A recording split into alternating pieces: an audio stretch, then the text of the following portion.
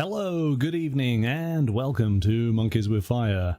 Hope you're well, hope you're having a good week and getting ready for the weekend. So, tonight we're going to take a look at another of the white books from the Cypher System from Games, and this evening we are going to explore Rust and Redemption. This is the post-apocalyptic supplement for the Cypher System. We've been working our way through these guidebooks. They are all fantastic. Hard to choose a favourite, but this could well be the one. So yeah, let's jump on in. But before I do, as I always do at the start of these shows, I do point out that I played D&D back in the day when in my college days. So it's been a long time since I was involved in that, and this past year I have been taking a look through a whole variety of different game systems just to see how much the tabletop RPG scene has changed over the years. So I'm by no means an expert, but if you have any questions then I will do my best to answer them in the live chat, or please do leave a comment in the video and I'll get back to you as soon as I can.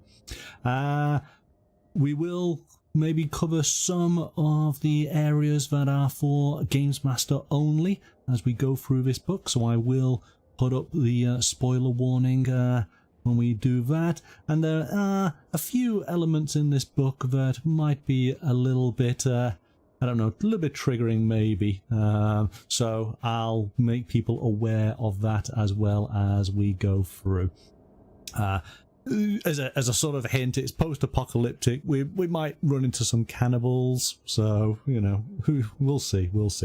Let's go to the table and take a look at the book. So here we are. First of all, our thanks to, of course, Games for providing this copy for the channel to take a look at this evening. Straight away, I love the graphic design on this cover. I mean, I love the graphic design on all of the white books, but this one, yeah, I really like. What I like is the layers as it goes back into the scene. I think it's incredibly well done. So kudos to the cover designer for this particular book. Let's take a look at the back here. So here we go.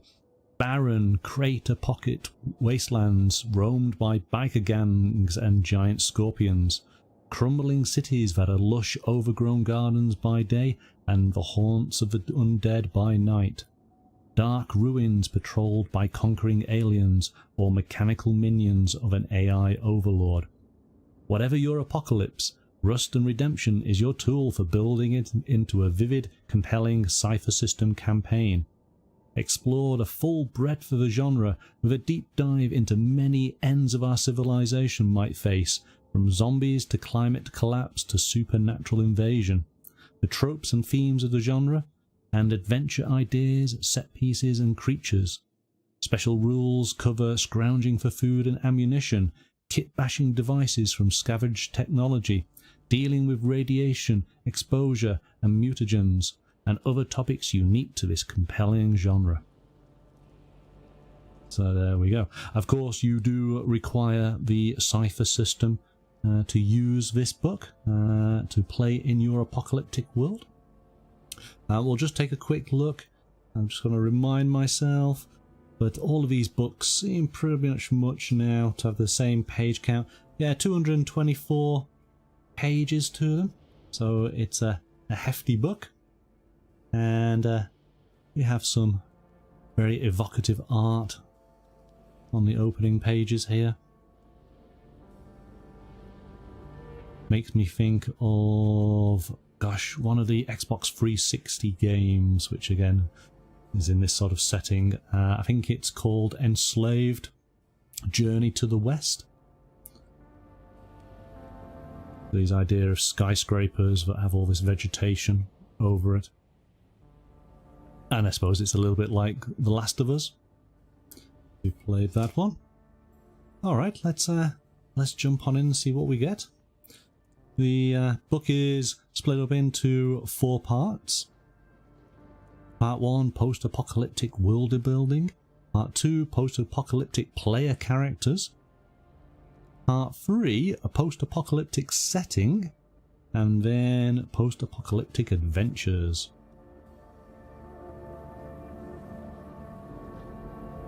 Okay, we have a bit of an introduction from the designer. And then we dive straight on in. And this seems to be a common element in these white books, borrowing from other sources, from popular shows, novels and video games. I mean, I guess there's so much out there for you to take inspiration from, you'd be foolish not to do so, wouldn't you? And of course, it's a great way of conveying maybe your original setting, but give people an idea of something that they might be able to see outside. So, you know, imagine this city that you're walking into. It's like those elements from the Last of Us video game. If you've played it, you can instantly picture it, can't you? And that, of course, helps get everybody around the table thinking along the same lines. So it does give, and I always like this, it gives some references as far as sources that you might borrow some inspiration from. So, of course, notably, The Walking Dead. This post-apocalyptic TV show and comic book follows people navigating a world overrun by zombies, the Walkers. Station 11. I believe this was a book and they made it into a TV show. So protagonists, including actors in a Shakespearean theatre troupe, help rebuild civilization after a devastating pandemic wipes out most of the world's population. We did, of course, on Tuesday cover Fallout, and Fallout does get a mention here, a series of post-apocalyptic video games set in the future of an alternate timeline where nuclear war devastated the planet. The Last of Us, a post-apocalyptic video game that spawned a TV show of the same name, set in a world ravaged by a horrific fungal pandemic. What list would not be complete without Mad Max? This one referencing Mad Max Fury Road. Set in the post-apocalyptic world introduced in earlier Mad Max movies, people cling to survival despite shortages of water, gasoline, bullets and other resources. And then The Terminator. Robots instigate a nuclear war that destroys civilization. In that future, robots hunt the remaining humans through the rubble. Good evening, Roger. Welcome. The apocalypse has happened. We are just taking a look at Rust and Redemption, a post-apocalyptic setting for the Cypher System. And we're just going through elements of inspiration. So the book then suggests creating a brand new setting. So looking at, and it breaks it down into the various elements that you would want to consider. So your themes, random threats, creatures and NPCs. And this then gives you a guide as to where you can jump to in the book to find a reference to help you create your own. So, jumping straight on in, the theme in your post-apocalyptic setting. And it basically breaks this down as survival. So survival is a core theme of many post-apocalyptic settings. If the PCs don't react proactively to their situation, they'll die. So despair versus hope. Where your setting lies along the despair-hope axis is something to consider when creating your post-apocalyptic world. Both or a mixture of despair and hope are powerful themes that you can lean into when creating and running games. And breaking down, so we do have despair, despair light, grim dark, hope, despair to hope, brutality versus humanity. In desperate situations, people can resort to desperate actions, but you get to decide where the needle falls in your setting between the breakdown of humanity or its maintenance. There's so much information here. If you are a fan of the post-apocalyptic setting, as we've discovered with the other white books, they are well worth picking up just to do a deep dive and get you thinking about that particular setting, because they go into so much information. So here we go. Rust, resilience and redemption. The term rust featured in this work's title is another theme that pops up in many post-apocalyptic settings, though the underlying theme is resilience. Unlike earlier themes presented, concepts of rust and redemption produce complementary themes rather than opposing ones.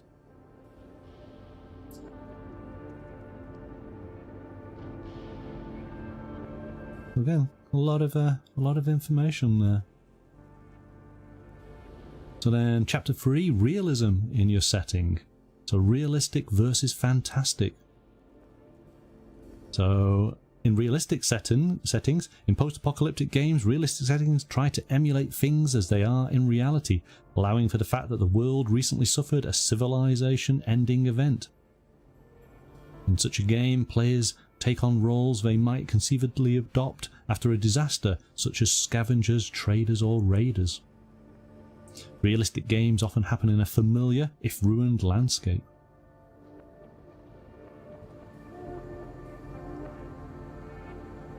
Whereas the fantastic post-apocalyptic settings take PCs into the supernatural or unrealistic worlds. Such settings might include magic, mutant people and creatures, advanced technology, aliens and alien technology,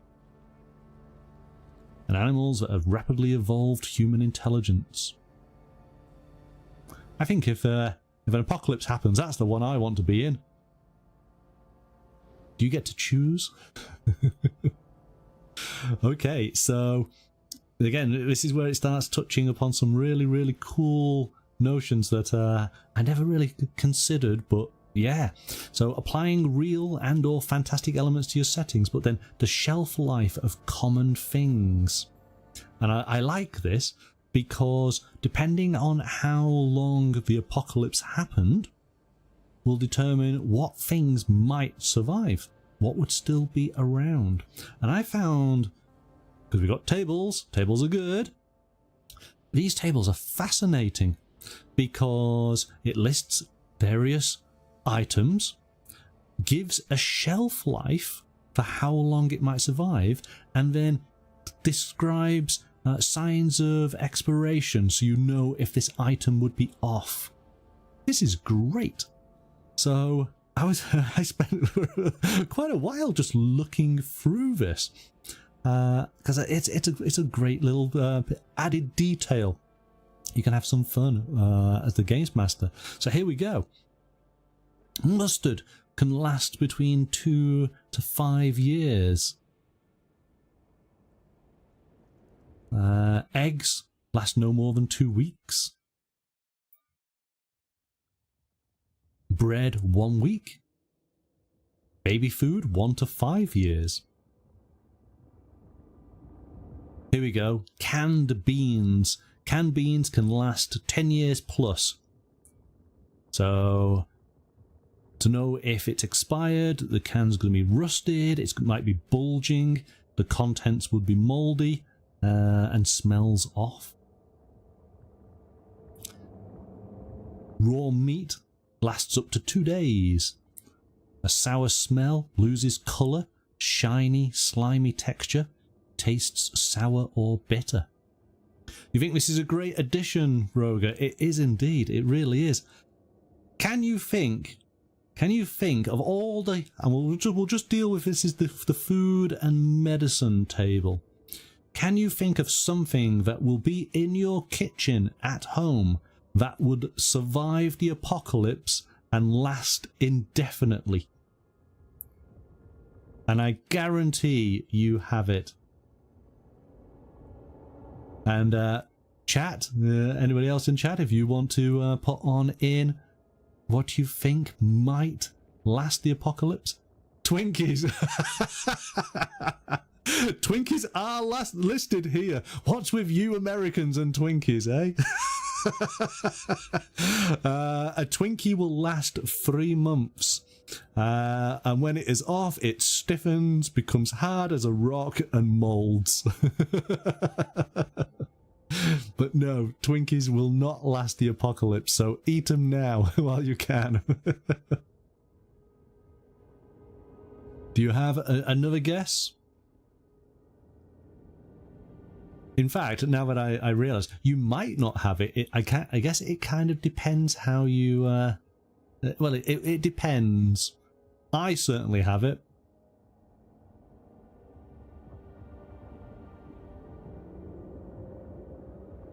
It's a very common item.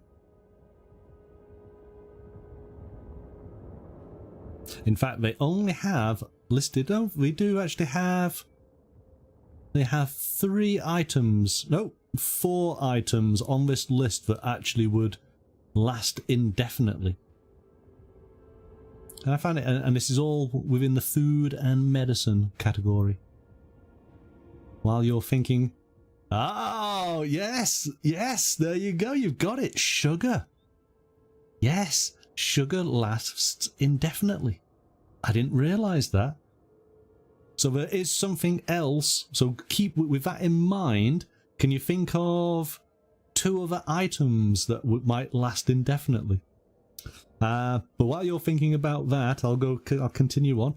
Equipment and vehicles. Giving you an idea of how long they might last. And then structures, buildings. An airport might last up to 90 years. A library, 100 years plus. A palace, only 30 years. So I found that this section, looking at the lives of items and vehicles and buildings, I thought that was a great addition. Really enjoyed looking through that. No, not salt and pepper. It's honey. Honey will last indefinitely. And with that in mind, it's all staying with a sweet theme. Liquor. So long as it's sealed, it will last forever. And then the final one was canned water. Water in a can. Roads would be 15 years. Let's see, does it mention roads? Roads? Oh, here we go. It says 70 plus years. Potholed, crumbling, water damage. I guess, you know, it depends on the state of, you know, the road might be there, but whether you could actually drive over it might be a different thing, mightn't it? Okay, so we got a little bit of information about the condition of items in our world, but then when, where and how did your world end? And again, I thought this was fantastic because it really gets you thinking, and that's what I like about this. So when did your world end? Was it modern day? Or was it in the historical past? What if the world ended in medieval times, in Roman times, or during World War II? And it gives then suggestions, which is brilliant. It's really, really good. What happens if the world ended in an alternate history?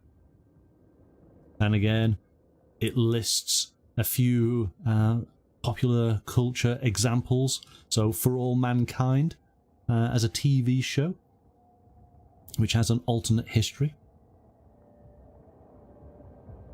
And then, when does your post-apocalyptic game begin? Is it before the apocalypse? Is it as it's happening? Is it months after? Is it centuries after? Where did your world end?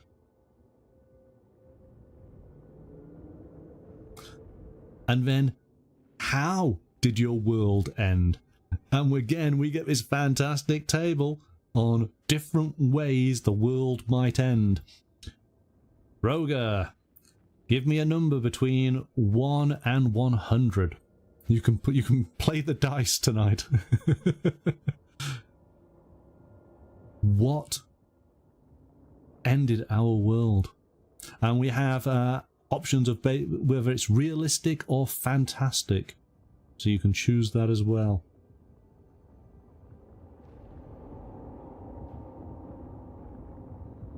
But I like this. This is very good. 46. 46. Ah. Oh, that's a good one. That's a good one. But you got to decide now, is it realistic or is it fantastic?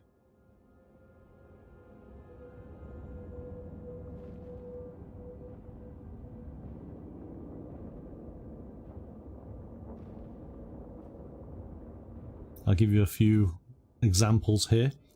We got a fantastic one where all the adults die. We have a realistic one of a cyber attack. We got a fantastic one of a plague of demons. So you're saying it's fantastic. Okay, so 46 on the fantastic. It's a mega tsunami. Covers the world in water. Whereas the realistic, as a 46, was a geomagnetic reversal.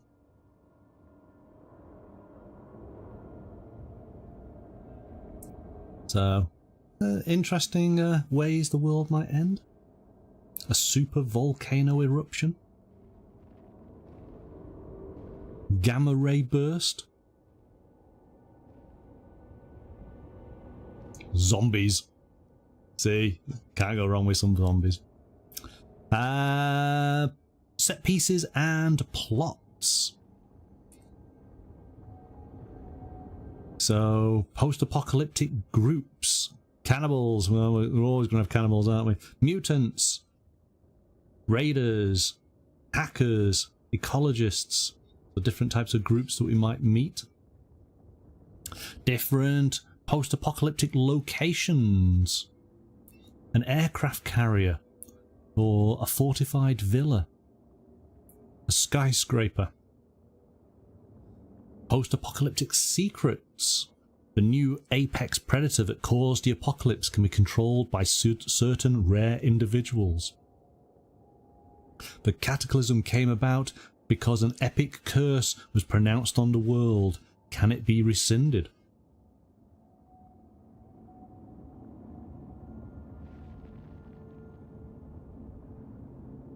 And then we have elements to an apocalypse, set pieces, cannibalism, hothouse earth, snowball earth. And then within the realistic or fantastic, you have magic or zombies or terraforming by aliens. And again, it goes into lots of detail on each of these elements, giving the Games Master plenty of suggestions. I mean, then we have a pandemic, so it mentions COVID in here already. But we have super flus, disease X, Ebola. Oh gosh. We have nuclear aftermath. Ways to survive. We have the flood, and we have fire.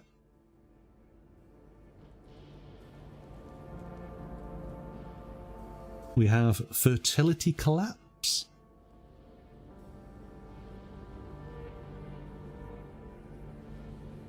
Wild animals. Snowball earth. So everything is encased in ice.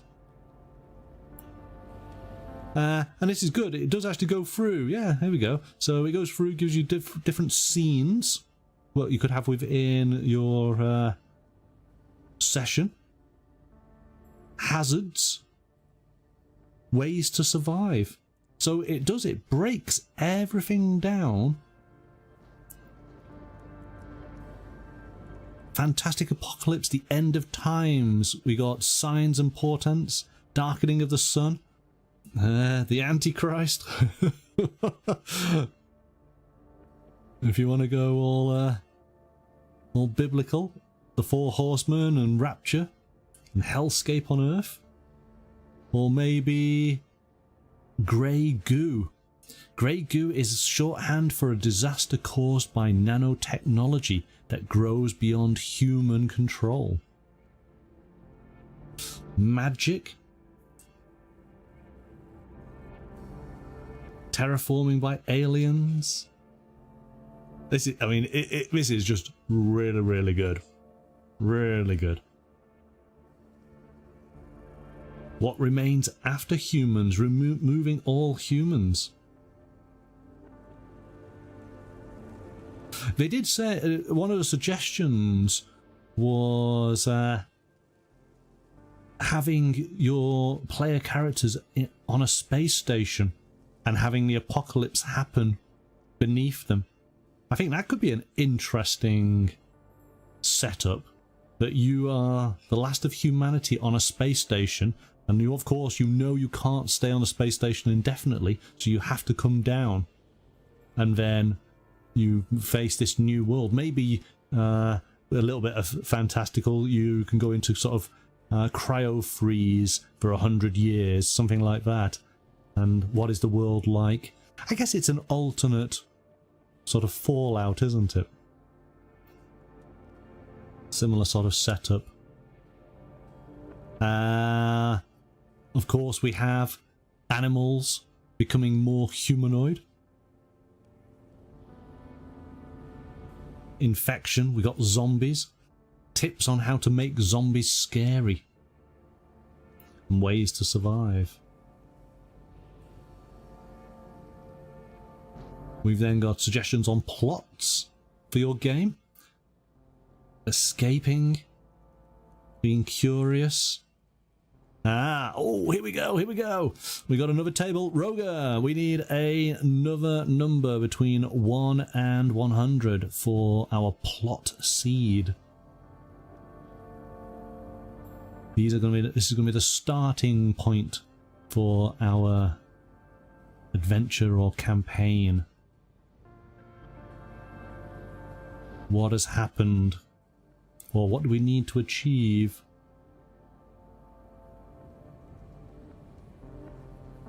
Number 13. That's not a good number. A floating object, blimp, alien craft, living creature, takes up station near the PC's base. Okay. So this is going to be... what's it called? What's it called? What's the movie? Independence Day. There you go. Independence Day. Zora, welcome. Thank you for joining us. We're taking a look at Rust and Redemption, a Cypher System post-apocalyptic supplement from Monty Cook Games. Have I seen Love and Monsters? I have, yes. Have you seen the other movie? I think it's just called Monsters. The Gareth Edwards movie, where I think it's a meteorite crashes on to Earth in South America, and they have to do a trip through, I think it's through Central America, and you've got all these great creatures, but are alien creatures. It's a great movie. It looks really good. Okay, so we've got some optional rules to add into our game. And again, it's very much looking at this realistic against versus fantastical options. So exposure, starvation and dehydration. Too hot, too cold. Starvation, yeah, dehydration. Radiation in the real world. Telltale signs of dangerous radiation.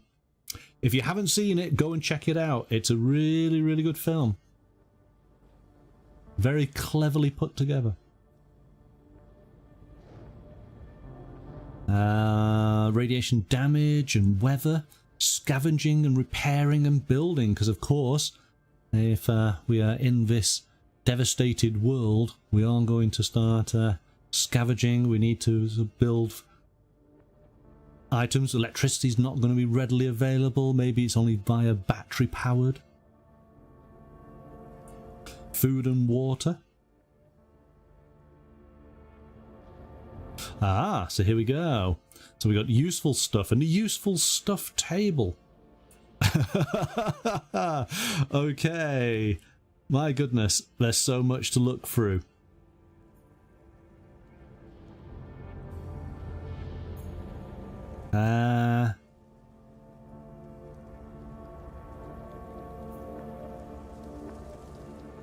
Gosh, right, okay. There is so much, and this table breaks down into multiple tables depending. This is cool. Okay, Zora, would you like to search our useful stuff table? We need a number from 1 to 100, if you please.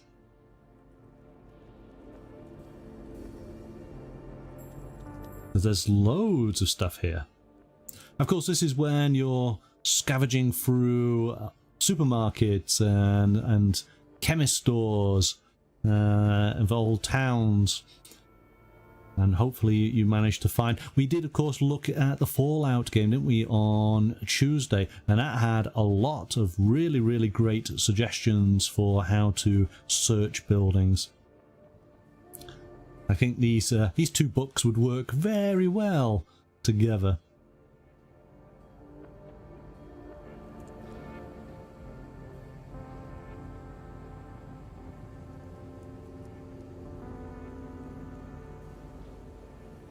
Let's get some ideas here. What do we have?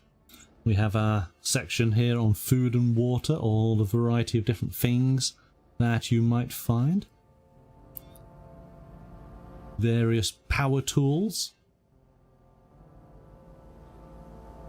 This would be good for a DM to quickly let you search an area. Yes. Roger, why don't you suggest a number? Again, 1 to 100, please. 68. Alright, that's a good number. Let's go with that. 68. You find some scuba gear. I guess that works for your flooded world. Scuba gear would be very useful for you. You're not doing too bad on these searches, are you? Do you want to give me another number? Let's see if you can, if your luck lasts. I love these tables. Tables are great.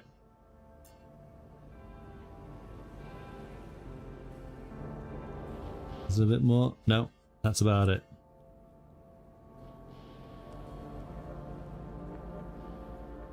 $98. A turntable and/or CD player, usually found with a supply of old records or CDs of music. So there you go. You can use your scuba gear, and you can have a CD player. Or would you rather a turntable? Yeah, you're old school. I like it.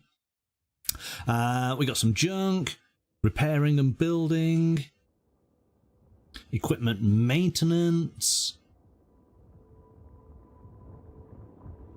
advanced alien tech, mutations.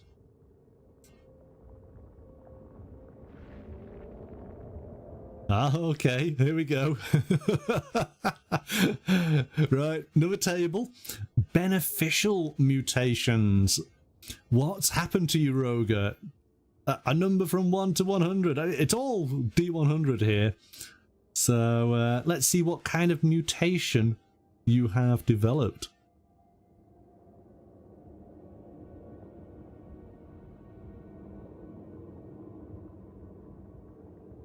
$45.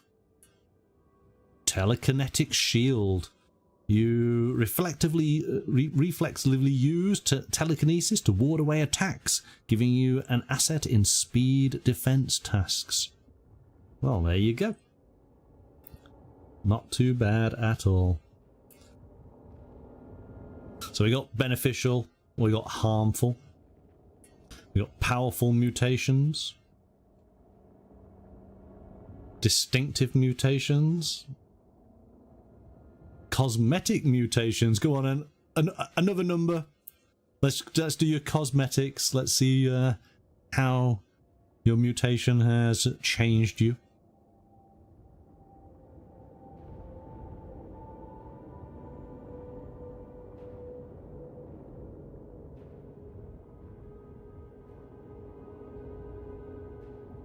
$38. Short, broad tail. So you have a tail now. I guess if that's in the water, that's going to help. Yeah. That's cool. That's a lot of fun. That's a lot of fun. Okay, so this is looking at threats and hazards and GM intrusions. And again, it's another table. There's just so many tables here. This is, as you've identified, this is really good for GMs to be able to just quickly roll and get a threat or a hazard that the players have got to overcome. And we got realistic, we got fantastic. Do you want to give me another number? Yeah. Oh my goodness. And then we have intrusions.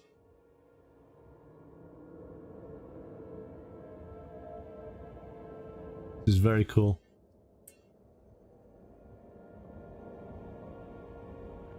$74. We'll do a realistic. $74. Dilapidated infrastructure. The building, underpass, tunnel, or cave collapses, or the bridge over which the vehicle is passing crumbles. Characters suffer 5 points of damage, and on a failed difficulty 5 speed task are buried under suffocating rubble until they can escape or are rescued. This random event that happens.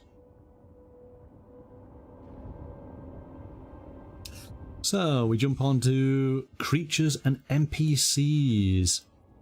And I always like things like this. Oh, look at the bear. Look at the bear. Look at the... Oh. Look at the zombie three-headed dog. Ew. So breaking down creatures by apocalypse type. Be it biblical, nuclear, AI, alien, or temporal. Wow. So angels of the apocalypse, artificial intelligence, cannibals. So yeah, we'll gloss over that quickly. 4 horsemen. And it breaks down the 4 horsemen. Glowing roach. Oh, this is the pictures. The artwork is fantastic. A radioactive bear. Look at that. Art is always fantastic. Raiders. We've got to have raiders, don't we? Raiders on motorbikes. It's not the apocalypse without them. We got a warlord. We got a zombie. And a zombie Hulk. Okay, so that's basically part 1. That's so much information. Really is. That is information deep. But really, really good.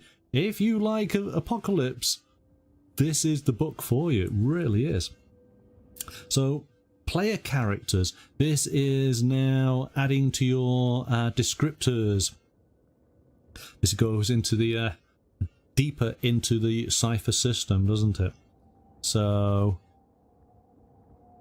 putting on in, so we have Canine and Felis. So basically it's intelligent dogs, intelligent cats. Flutters. So we have moth people. Mutants. The rusted. So this is I guess it's like the Furiosa character. And then we have foci that we can add. So if you do you remember how the Cypher system works, where you have a descriptor along with oh gosh, I've got it correct, haven't I? Oh no, I'm forgetting. Where's the does it break it down? Does it remind me?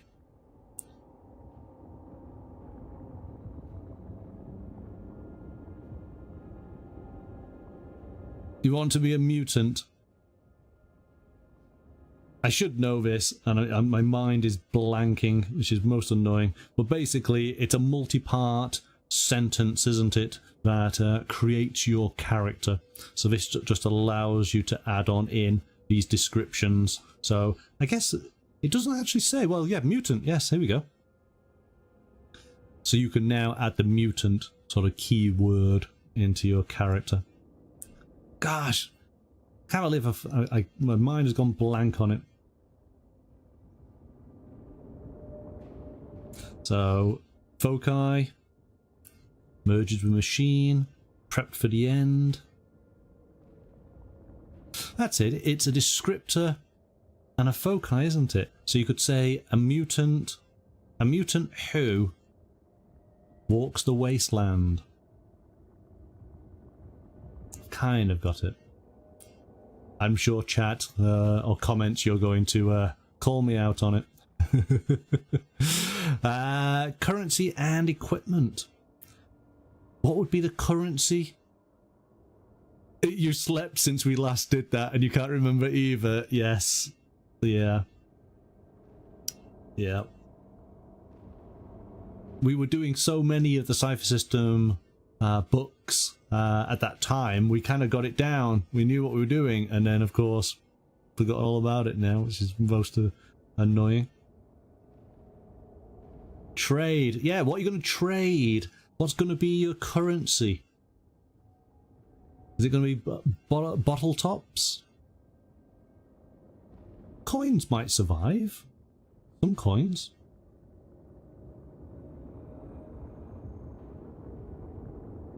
So, different equipment types.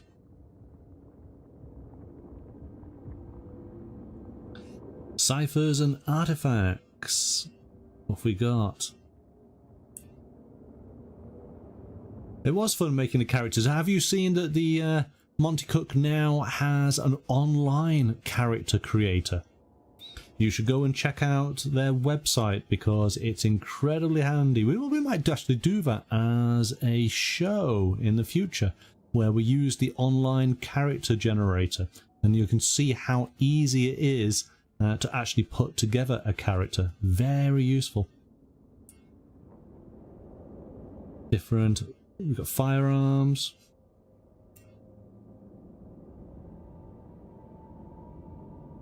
We will do that. Post-apocalyptic artifacts. What we can do is we will look through the character creator once we've completed doing these white books, so that we can choose one of the genres that we've looked at as the basis for our character that we'll create on stream. I think that'd be quite cool. So there we go. So we've got to the end of part 2. This was everything to do with post-apocalyptic character additions. So bringing your character into the post-apocalyptic world. All right.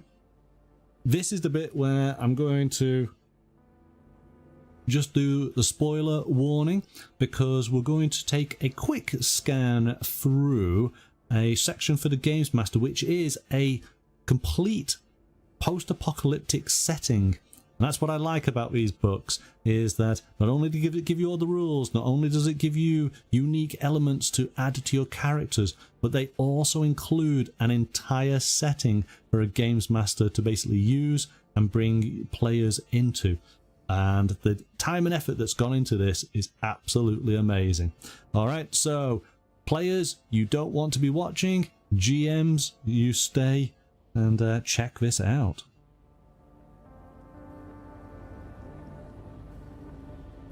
All right, so here we go. So we'll just give you the little intro here. The radio quiet zone. The world ended at midnight on New Year's Eve 2000. And the world ended at 12:01, at 12:05, at 2 o'clock, and at 4:30. The thing about Apocalypse is that they never really just won. The world ended with a series of cascading failures, exacerbated by split-second decisions and panicked reactions. The end of the world was manifold, but it began in the new millennium's first moments. Okay, interesting little intro there. So it is set in our kind of timeline. Does go through, things are familiar, but it is an alternate reality. And ultimately it gives you all the history. It tells you everything about this world that seems familiar, but does have its own uniqueness to it. Brings us up to date to the present, explains how the apocalypse occurred. And then starts going through, explaining to the Games Master all the different areas that the PCs might stumble across, different characters that they will find, what life is like, what currency is available, what hazards they may face, venturing out from beyond their safe haven, what are they going to encounter? And then it starts to break down.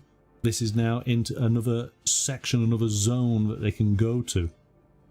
So the quiet zone, radio quiet zone, is the safe haven.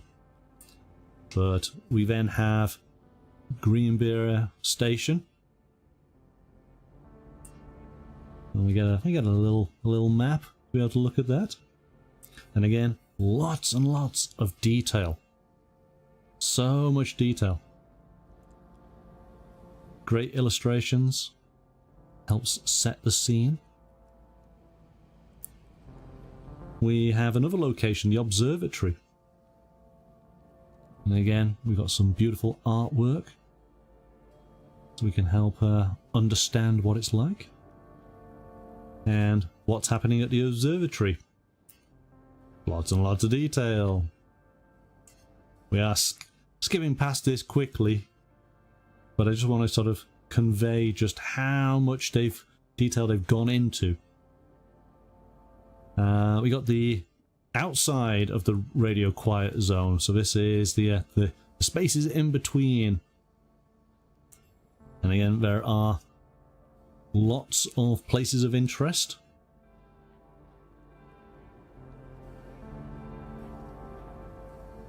All right, so got all that. So now that we've got a complete setting and we understand all those areas, we then have part 4, and we have effectively 5 little adventures.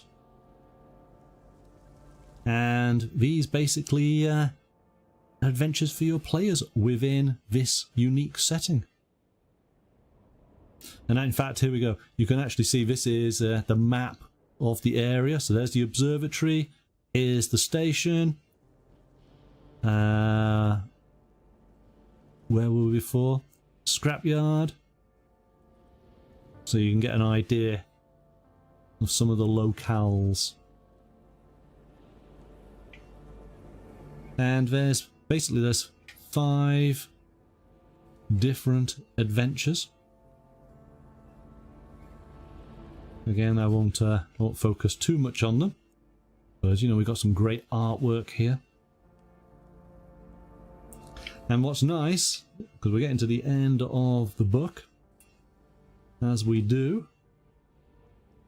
Oh gosh.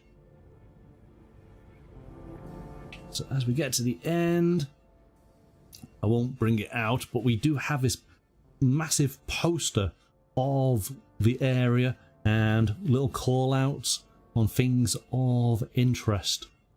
This is something that actually I've probably not focused in on with the white books. Most of them do have some kind of poster, some kind of map at the back to be used with the unique setting that the books all come with. And of course, we have a healthy guide here, an index to be able to find things very quickly. This book is available as a PDF, and as is the case with all of the Monty Cook books, the call-outs in the margins here are hyperlinked in the PDF, so you are able to do quick reference, go from one page to another, which of course is very, very handy. I think this book is incredibly well put together. It's really, really good. There's so much detail, lots to read, lots to absorb. Yeah, it'd be an absolute joy to put together a unique post-apocalyptic setting. I think that this book would serve you incredibly well. Even using this book, even if it wasn't going to be for a Cypher System specific game, this will get you thinking and get you into the mindset for any game that is set with within an apocalyptic genre. This is a really, really useful addition to your library, so I highly recommend it. I think if you like the setting, you should definitely check it out. Very well thought out, yes indeed. Yeah, really, really good. We do have just we've got one more white book to take a look at, just one more, and then we do have another book for next week. So what are we doing next time? Let me do this. So on Tuesday we're actually going to do a little bit of live gaming. We have this wonderful little pocket-sized dungeon exploring game, Paper App Dungeon. So if you can join me on Tuesday, you can get to dictate where we go, how we go through the dungeon. We will do a live game on Tuesday evening from 7 o'clock. And following that on Thursday, continuing with our exploration of Cypher System rule supplements, we are going to look at the recently released bestiary for the Cypher System. And, you know, spoilers, it's amazing. It's possibly one of the best examples of a bestiary I have ever seen. Okay?